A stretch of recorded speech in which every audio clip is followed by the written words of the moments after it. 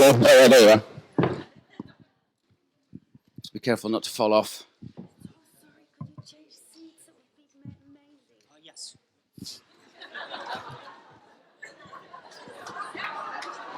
Oh, that's better.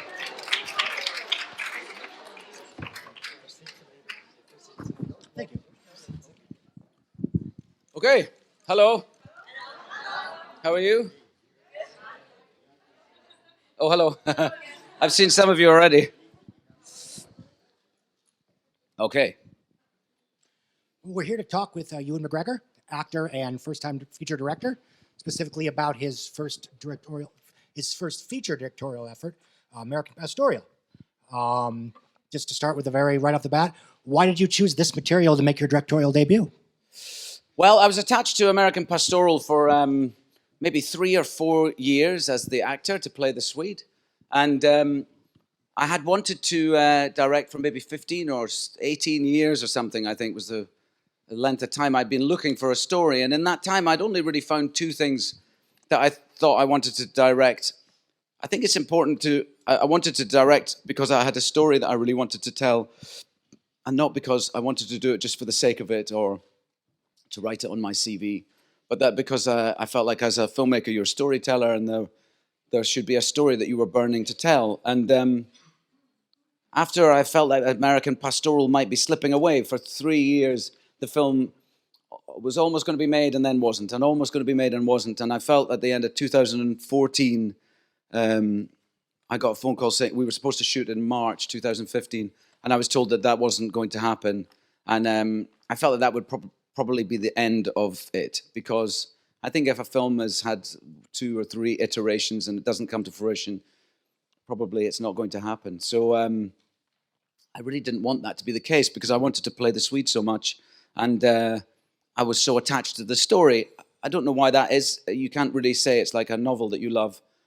It's difficult to put your finger on it maybe after when you're talking to somebody, but I loved it and I wanted to see it happen. So I realized that maybe this was my opportunity and this was the story that I'd been waiting for. And so I jumped at the chance. I suggested myself to Lakeshore, the producers, and they agreed to let me do it.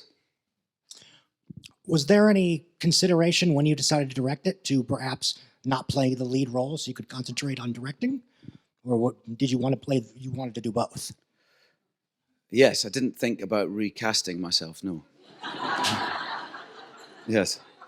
Well, no, I mean, I didn't think of it as two. I didn't think of it as 2 jobs, and it didn't feel like 2 jobs.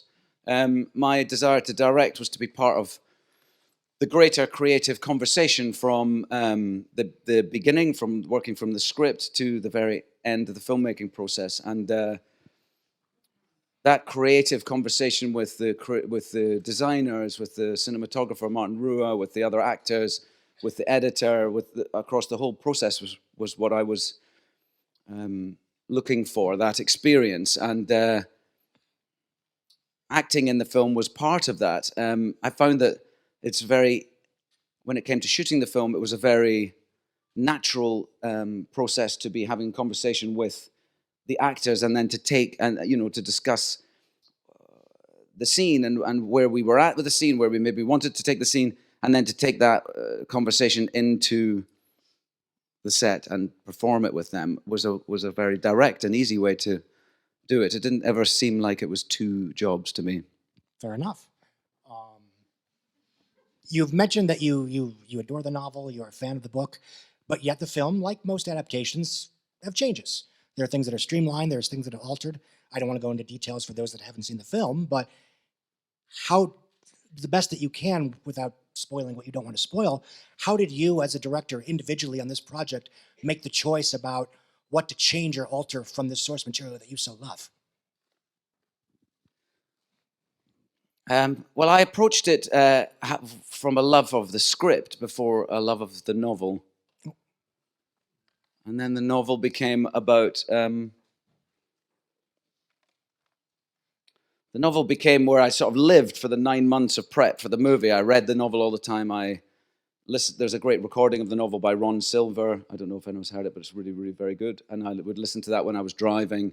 or when I was running, or whenever I wasn't able to be reading it or working, I would have Ron there, and sort of imbued the novel, I guess, and infused what I felt I'd gained from Philip Roth into the script. I didn't. John Romano's script was very good. I felt like he'd keyed into the essential parts of the novel. You can't make a book into a film and keep every strand of thought that Philip Roth argues and discusses in his book as too grand. It's too great and deep. So I felt like I believed in the strands that John had chosen for our film. I felt like he had achieved the heart of the novel, and then I believed that I tried to infuse what we had with what I'd felt from Philip Roth. You have been acting for well over 20 years. You've worked with some of the more prestigious directors of the business, Tim Burton, Steven Soderbergh, and even some more commercial directors, George Lucas, Michael Bay, Ron Howard. How has that experience as an actor working with those specific, almost idiosyncratic directors affected your eventual experience to direct? What wisdom did you take from them? What real life experience did you take that worked into your turn at bat, so to speak? Well, all of it. I mean, you're as an actor, you're in a rare situation to work with lots and lots of directors. Directors don't really witness each other's work on set in real time because don't tend to hang out on each other's sets. There's too much to do.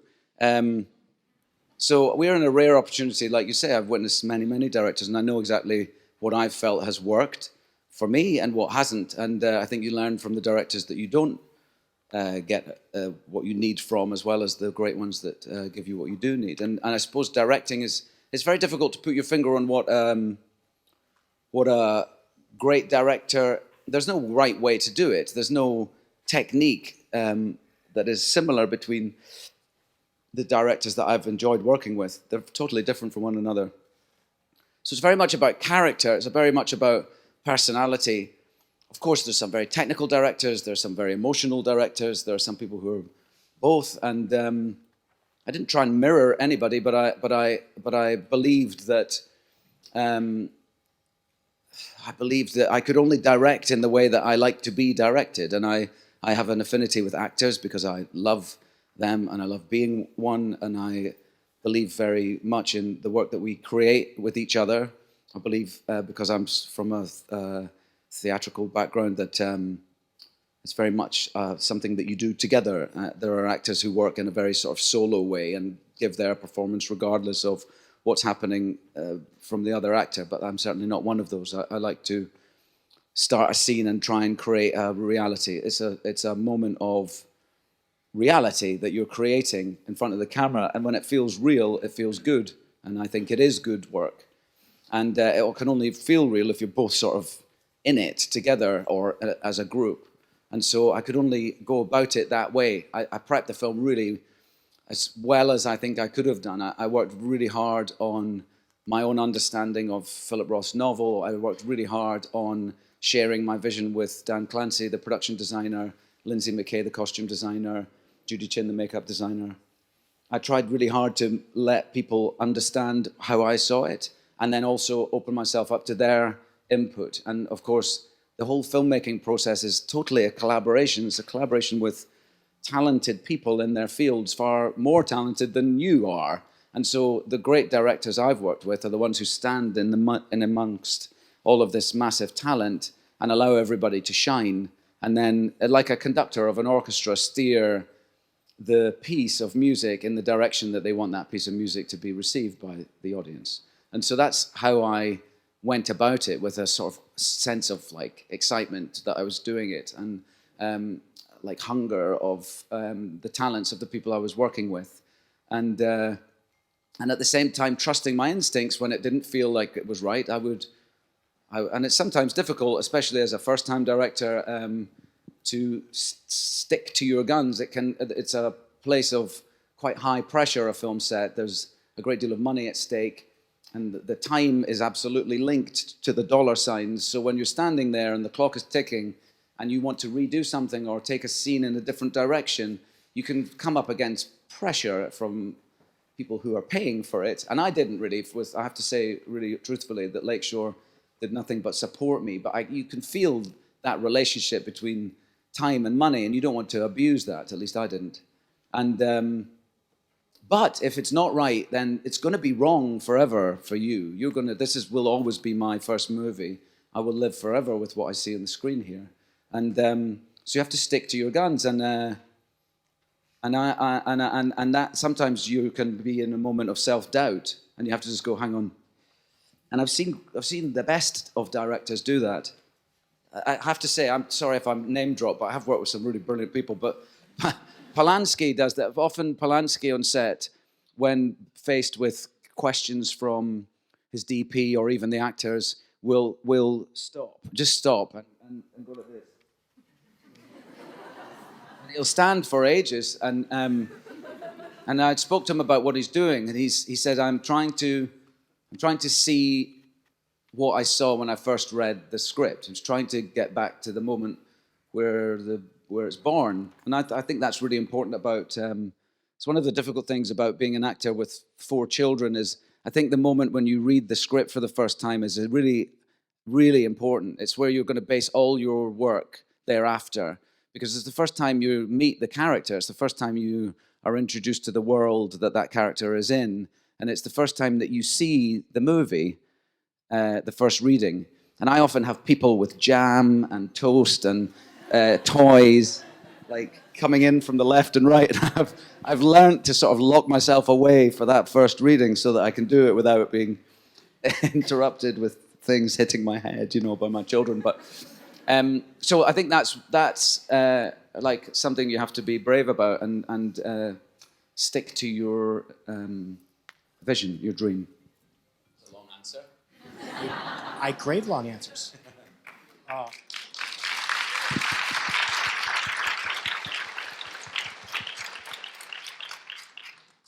Well, this one might be a long answer too, if that's all right with you. Good, I'll do my best. You came onto the scene mid-90s. Train Spotting was your first quote-unquote big film, but I'm actually a fan of Being Human. It's been 20 years or so, and you have been on the forefront of the independent scene and the mainstream scene. How do you feel that the industry has changed for you as a working professional, mostly as an actor, but if there's any, what have you, as a first-time director as well? Because you've been sort of at the front of the industry, almost every step of the way since the mid-90s to now. Since they introduced sound, yes. I've been fucking really Harvey old. Weinstein presents sound. So old. We used to. You're not that much older than me.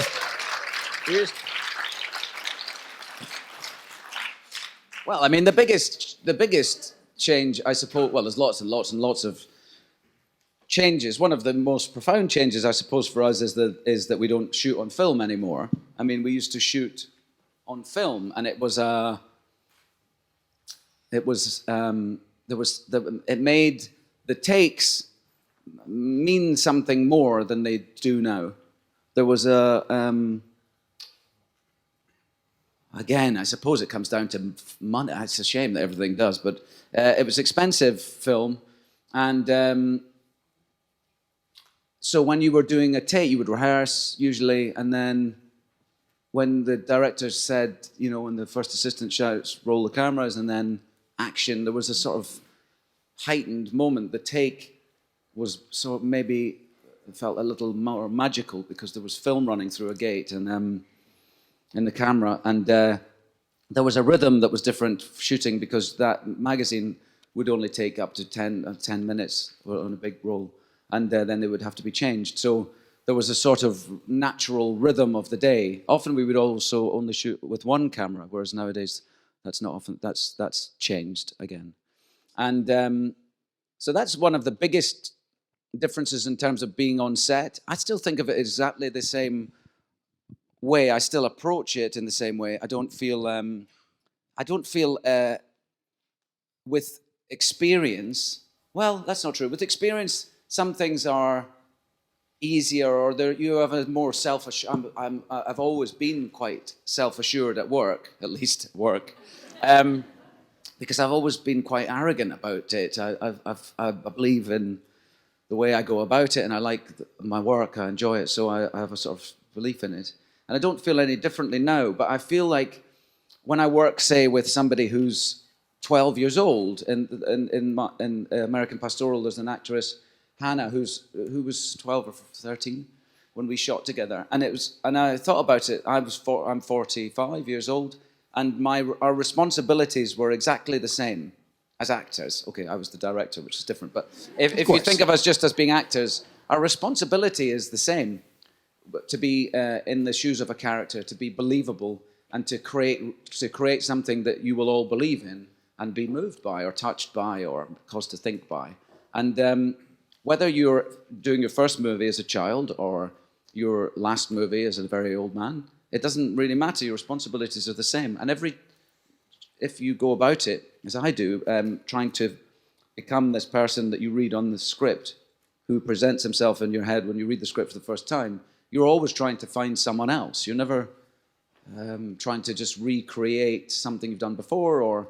So the challenge is the same as it was on my first job as it is now. I meet, and the nerves of, or the fear of not being able to pull it off, or not being able to do great work, and not being able to be believable as that person, it seems to get worse, seems to get greater, not less. And I'm sort of glad of that. I think that's special. That makes what you're doing special. If you didn't feel nervous, or that you didn't care to, maybe it would mean that you didn't care so much, and maybe it would mean that you didn't do your bestest work, you know. I mean, there's lots and lots of other changes, of course. Nowadays, really where I lived mainly was in that sort of mid-budget drama, people character-based drama, and that's the area that seems to have taken the biggest kicking of late, and in cinema, and is disappearing onto television screens, and a really amazing work is happening on television now, and so that is another big difference, I suppose. But we could talk about that kind of thing for hours. And this may be a yes or no question, so I apologize in advance, but related to what you characterize, I believe, sort of your arrogance as an actor, of course. Was there ever a situation for you when you're involved in the editing bay and you're the director and you've got a take that you're not as happy about for you, but everyone else in the scene is great, or it's the best composition? Were you ever in that situation where you had to take a lesser take of your own performance because everything else was great? Oh, I mean, editing myself was no different than editing anyone else, really. It's odd. I feel any extra. What's the word I'm looking for? I didn't feel more precious about my own performance than anybody else's. I mean, I really wanted the film to be the best film it could be, and that means you're looking for the moments of truth, and they're looking for the sometimes interesting, or it can sometimes be something that's not right that is interesting. And I found that I looked for those moments in my own performance as much as everybody else's. I chose, there's a take with a boom shadow going across me because it's just the best. It's just the best take for performance, and I just had to weigh: do I put a performance I don't like quite as much as this in the film that doesn't have a boom shadow, or do I just have a shot with a boom shadow and hopefully you won't notice? And I put the performance shot in because that's more important. A shadow could be a shadow of something else, you know, whatever. We hope it's excusable. And I think if you look in any cinema, you'll see that continuity mistakes and glaring mistakes, really, that directors have left in because of performance, because something else was more important. We don't really notice. I mean, there are websites dedicated to that kind of shit, but I don't notice it, and I don't mind it either. If I'm in the story, if I'm engaged, then the performance is what's engaging me, I think. The film is done. It's been screened. What are you most proud of in terms of how it came out? Wow. Well, that's quite a big question because I'm sort of proud of so many things in it. I mean, in different ways. I think in terms of the way the film looks, I wanted it to be accurate, period-wise. It's a period movie. It starts in the 40s and there's scenes in the 90s, and there's sort of spans 50s, 60s, and then there's some 70 scenes, and then 90s. And I wanted it to be accurate, and I wanted it to feel real.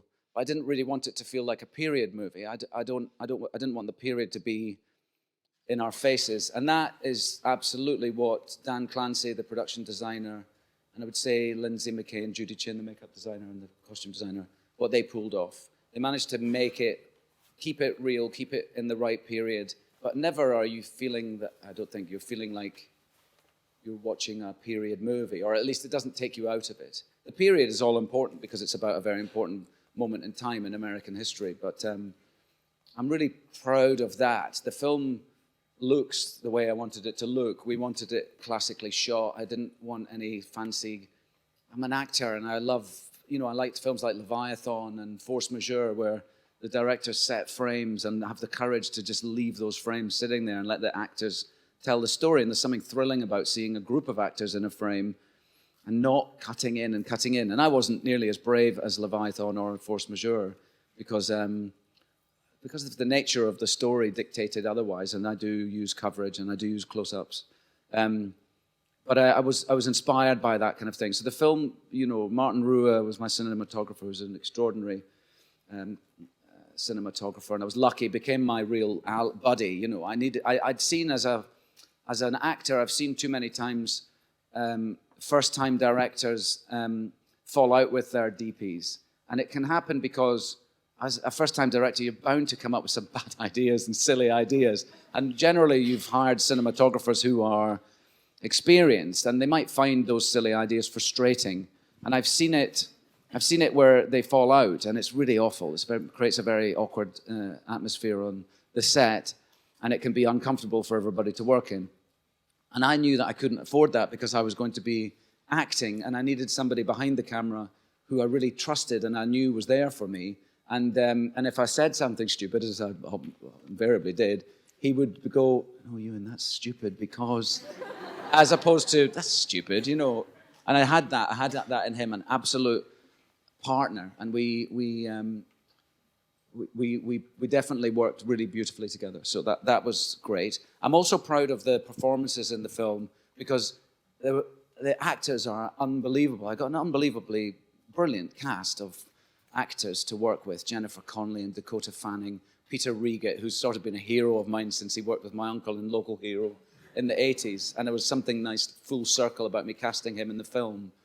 David Strathairn is one of the most extraordinary gentleman actors of our age, and I like a thoroughbred racehorse of an actor. He's unbelievably good, and I worked with him on the first day when I was shooting the funeral scene, and we had... Oh, there's a funeral at the end of the film, sorry. But I'm not going to tell you whose funeral it is. That's not a spoiler. That's information that's disclosed probably in the first 10 minutes. Yes. So don't worry about that. Anyway, I was running around that day because we had a very short space of time to shoot quite a lot of story. We had actors in old age makeup that took a long time to put on, and the daylight was going to... Anyway, I was running around like a blue arse fly, and it was David's first day, and I kept going up to him going, "David, okay. And he was like, "It's okay, all right, I've got it, good, okay." And he accepted my flapping direction with great grace, and I've thanked him for it since then. But amazing actors, Uzo Aduba, Molly Parker, and in the film is there's 6 amazing female performances in the film, and generally speaking, and me, and there's my father Peter Reget, but there are some really extraordinary roles for women in this script. And I didn't set out thinking, I've got to find a film with lots of women in it, but in this day and age, that is something I am proud of, is that it's generally speaking the other way around. It's still quite a male world, the cinema, and this film has got me and Peter Reget, and Rupert Evans plays my brother, and then these extraordinary women in playing my wife and daughter, and I'm really proud of that. The work that they put in is extraordinary. You mentioned earlier about having moments of self-doubt and what have you, and was there anyone that you called, a director you've worked with, a colleague, in a moment of crisis to say, hey, I'm having a storytelling problem, or I'm having just an old-fashioned crisis of confidence? Yes.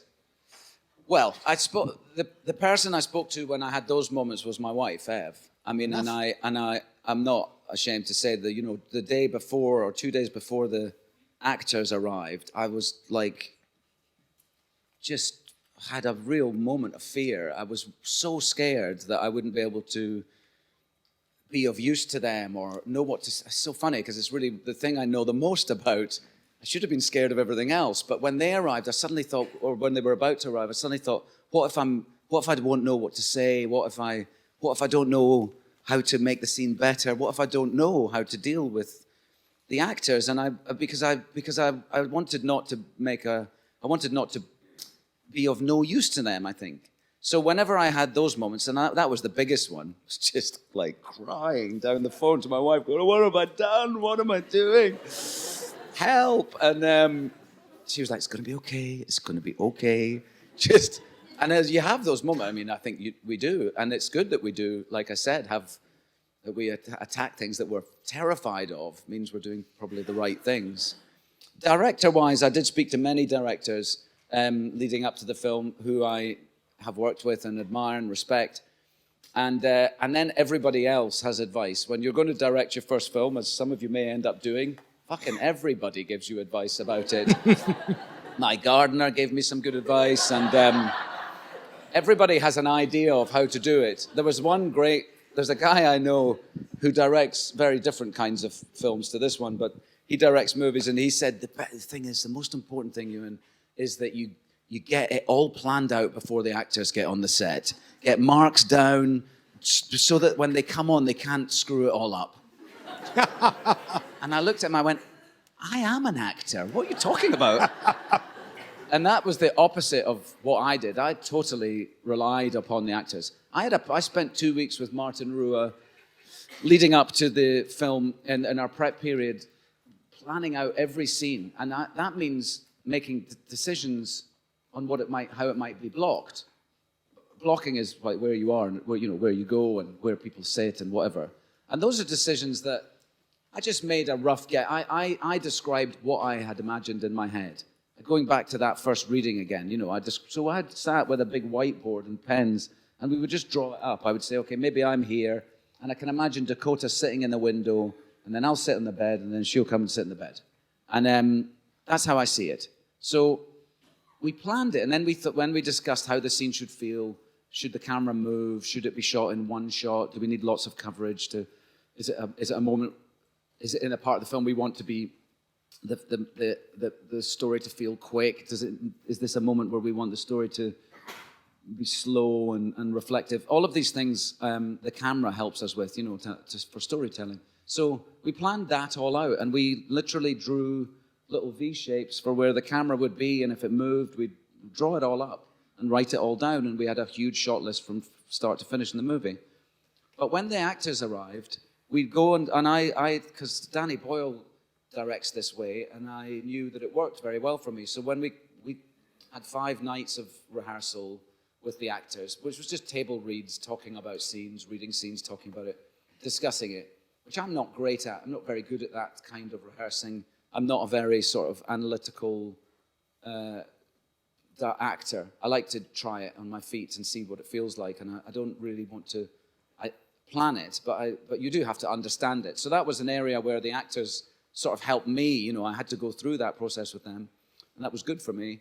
And then when we got on set, every new scene, we'd just clear everybody off, and there would be a rehearsal for only the director and the actors, which in most cases was me and another. It was like me and Jennifer, and we'd go on the set, and we'd say, okay, this is just our rehearsal, and shut the door, and we'd be alone. We'd go, it's like we were getting away with something, And we would rehearse the scene, and we would usually start by what I'd imagined with Martin. I'd say, this is what I thought.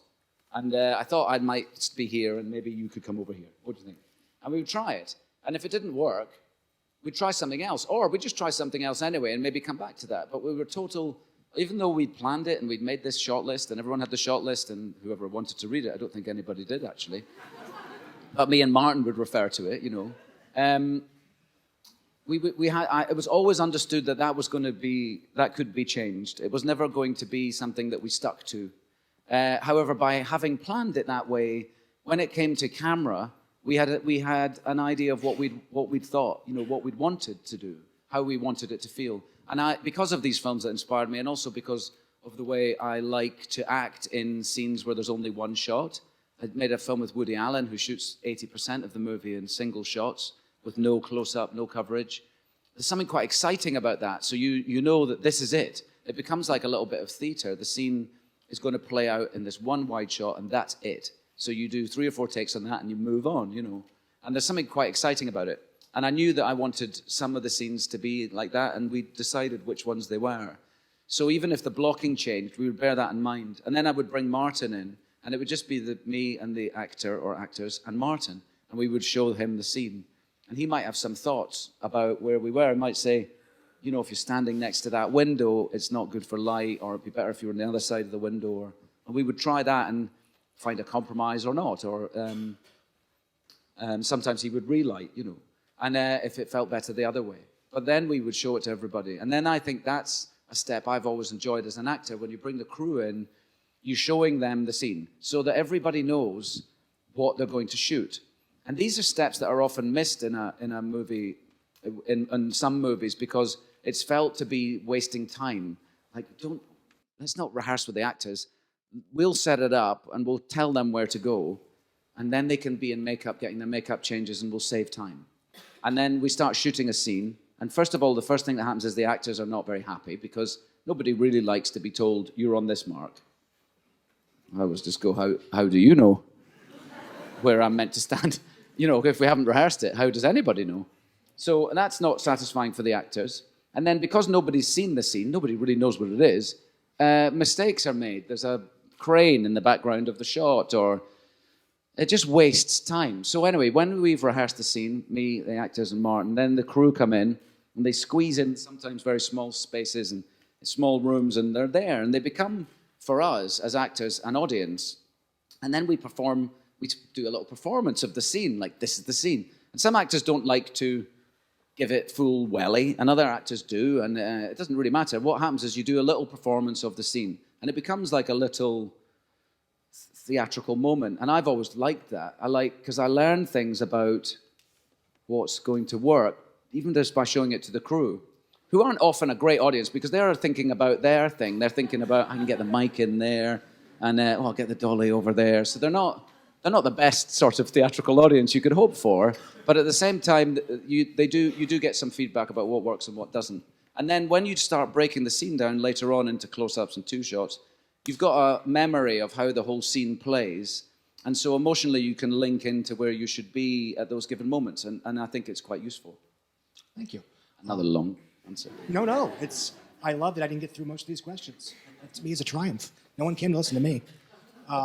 Speaking of which, before we get into the audience Q&A, really quick, is there any question that you feel you wish that I had asked you because you had something you wanted to talk about?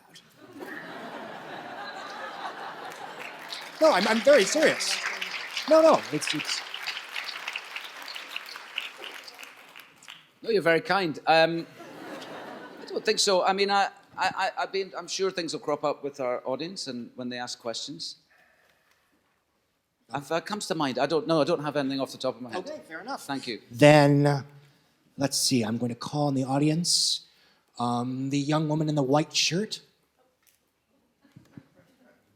No? Mr. McGregor, how did you go about your casting? How do you do that? What's your process? Like everything else, it's quite instinctual casting. With Peter Riegert, for instance, there were some names. First of all, it's gender and age, I guess, at first, isn't it? And in its broadest terms, we needed somebody who could be my father, who looked like he could be my father. So, I mean, that narrows it down a bit. And then there's a bunch of guys who are that age and look like that, and you start thinking about that. But the second Peter Riegent's name was mentioned, I was like, that's it. And I couldn't get him now out of my mind. I couldn't think of anybody else there. And luckily, I went to meet him in New York, and he was so passionate about it. He was so into it, and it was brilliant on set, and a brilliant ally a great champion of this film. He's a lovely, lovely man, a clever man, and had all kinds of interesting analytical thoughts about Roth and her adaptation. It was brilliant to have him. Other characters were much harder to cast. Rita Cohen is a mysterious character in the movie. She has to be young. What we know about her is she's a left-wing radical. She's probably in the Weatherman Underground. She's somebody who knows my daughter, and she presents herself in 4 scenes in the movie in very different ways. It's almost like 4 different characters, but they're all Rita Cohen. We don't really understand, in the novel, we don't really know about her. So there's something mysterious about her. And it's ambiguous as to who she might be. So I needed somebody she's a sort of seductress in one scene. She's absolutely vicious with the Swede in another one. She hates capitalism. She hates capitalists. She absolutely thinks the Swede is her sworn enemy. And there's a scene where she just cuts him down. So we needed somebody who was powerful, who had that power in her. And then I read with lots of actors, and great actors in LA and from all over the States, I guess, and actually all over the place, an Irish actor, and there was really good people, and there was some strong contenders, but I just kept feeling like I hadn't met Rita Cohen. I just had this feeling that she hadn't walked into the room. And that really, you could look at those tapes and you would probably think that, anybody could think there was some great performances, because it's true, there were the people that could have played that role. But there was just something for me as the director that didn't quite click in until I saw Valerie Curry. And I didn't meet her in person, I met her on tape. The casting director, Deb Aquila, came in, and it was the crunch time. We'd been casting Rita for a long time.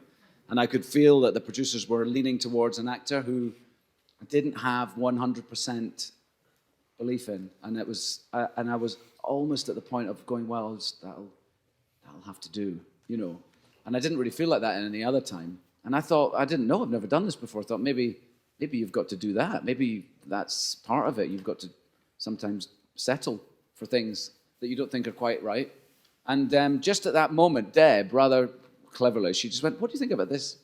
And she stuck in this DVD, and up came Valerie Curry, who was on a movie in Vancouver, I think, and she did it on a day off with, she got somebody from the crew to film it, and she had pink hair at the time. And so she'd sent in a self-tape of some of Rita's scenes with pink hair, and Deb, very cleverly, didn't want the producers to see her with pink hair in case they couldn't see past the pink hair, because Rita Cohen doesn't have pink hair. And so she did a second one, and she borrowed a wig from wardrobe and everything. She'd gone to some trouble to do it, and oh my God, it was like seconds in, I went, well, that's her there. That's Rita. I just knew. And she really is unbelievably good in the film. And I was so pleased to be working with her. So casting is a bit like that. It's really, and then the kids is another thing. I had 2 actors who were to play my younger daughter. So Dakota Fanning plays my daughter from the age of 16 onwards, and we needed a 12, 13-year-old Mary, and we needed a 7 or 8-year-old Mary. And so we cast 2 children of that age, and they were, that was very interesting, casting children, because of course, does someone want to get the phone?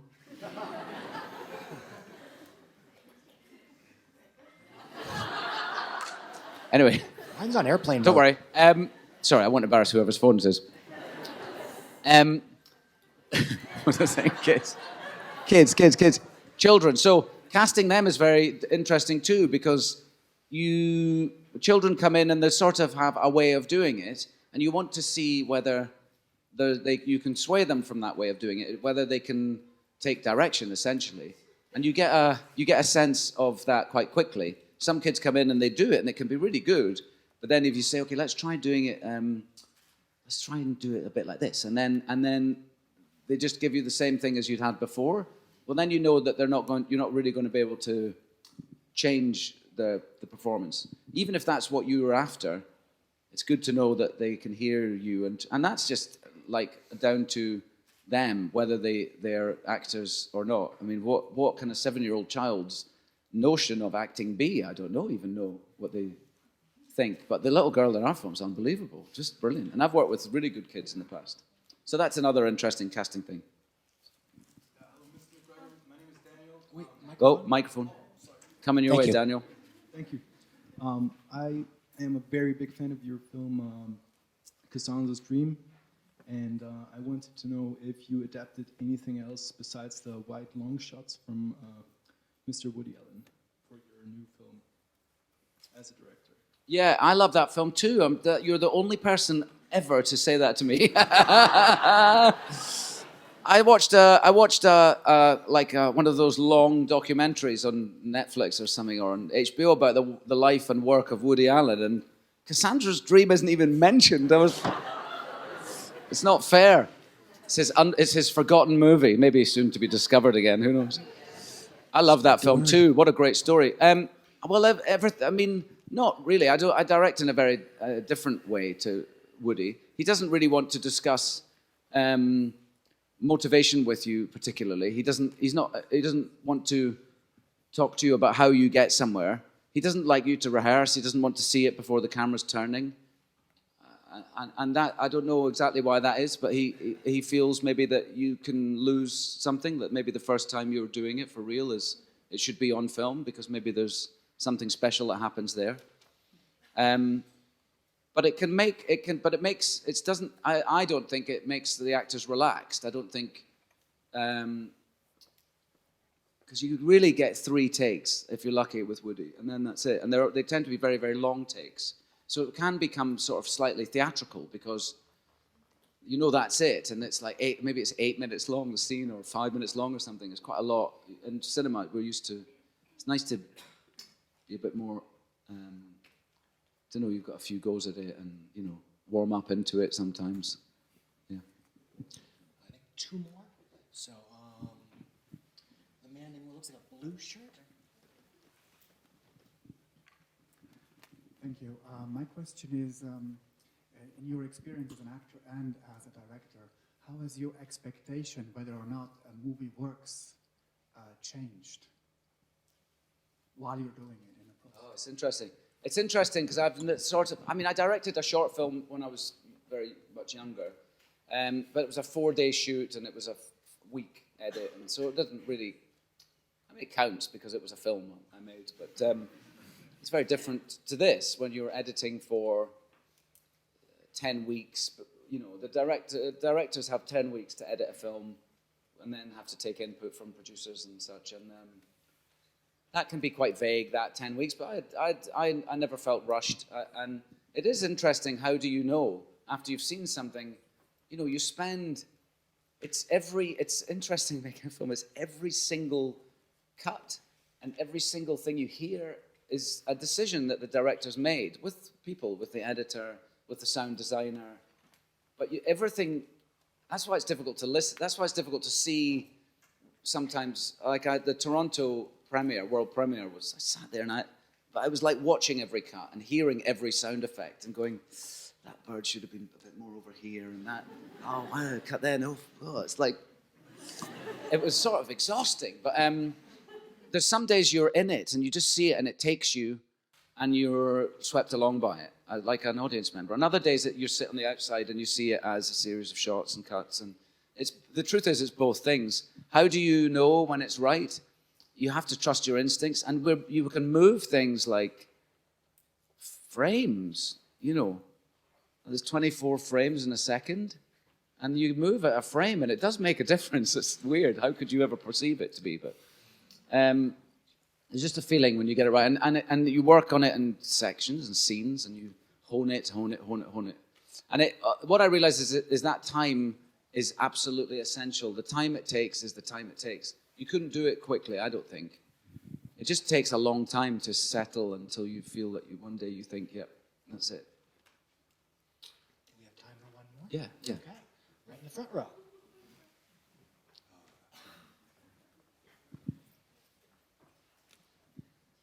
Hello again. Hello. Question: if you would be stuck in an elevator with a young actress or a young actor, and they would ask you, "Can you give me some piece of advice because I'm starting my career right now?" What would it be? What would you told them? I'm reminded of Mick Jagger, who said, "Don't sleep with the producer."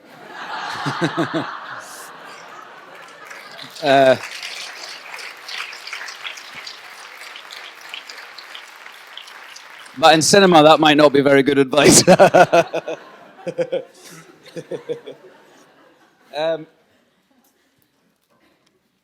It's very difficult. It's very difficult to know. I mean, in a way, there is no advice. I would never deign to give anybody advice. Somebody gave me advice once when I was doing my first ever job. I did a TV series called Lipstick on Your Collar when I came straight out of drama school early, and I was on set, and it was shot like a movie. It was single camera work, and it was beautiful writing. Dennis Potter wrote this beautiful six-part TV series. So I was on set, and it was a big set, and there was amazing actors all around the room. We worked in a big office in the war office during the 50s, during the Suez Crisis, and there was all these actors around the room at different desks. And my character was a daydreamer, a fantasist, and would dream musical numbers. And Dennis Potter used to do that. He would have music suddenly burst out in the middle of a scene, and people would lip sync to this music. So I was at my desk, and I had this moment where the camera was very close to me. It was on a crane, and the camera was maybe here, and I had to be writing a board, and then I had to look at the clock and look down, and then I had to look at all the actors around the room, look down, and then I had to look straight in the camera, and the music started, and I lip synced Strawberry Hill by, who's it? Not Chuck Berry. Blueberry Hill. Thank you so much. My musical advisor. Thank you. And I had to lip sync that right into the camera. And as I started singing, the camera swept away up in the crane, up to the corner of the room, from a big close-up to a wide shot of the whole War Office. And we did one. It was my second day on set in front of a camera. We did one take. We came back and did it again. Another take. Come back again. 3, 4, 5. And now I'm starting to think, shit, I'm really screwing this up. And nobody was talking to me. Nobody, the director, just over and over and over. And I thought, no, I feel like I'm doing it right. It feels good to me. I don't know. And my good friend Doogie Henshaw, who ended up being the best man at my wedding, and he came over to me and he said, you know that they're not doing it because of you. I went, what? He said, they're not doing it over and over because of you. It's the crane. It's really difficult to get this move, and they're doing it again for technical reasons. It's not you. And I went, oh my God, thanks a lot. And it meant a great deal, because he could see and he recognized that I thought it was because of me, and that was making me upset and nervous and probably not very good anymore. So I'll bear that. I learned from that, and I bear that in mind. And if there's somebody new or young and new or old and new, and or sometimes in films you have, I think the hardest thing to do is to come in and play. It's called day player. When you come in and you play a part, and you've got a scene, maybe you're behind a desk in a hospital or something, and George Clooney comes up, and you've got to say a few lines to George Clooney, and then that's it. That's your work in the movie. Well, that person's got the hardest job in the movie, not George Clooney, because he's got lots and lots and lots of scenes. So I'm always mindful of those characters, and to make sure that those people have time that they need. Because as a young actor or as a first-time actor, like I say, you've got the same responsibility to the audience as the experienced old actor. It doesn't make any difference. And you're entitled to have the time it takes to do it. Now, I don't mean you can go in and ask for 20 takes. After a while, George is going to say, no, that's enough. We're going on, we're moving on. But you still do have you still have to be good in your part. And so I would say to young actors, they've got their rights to just do what you need to do do the work that you'll be proud of. Well, I think that is the end of this. Thank you very much Thank for you your very time. much. Thank you. Thank you.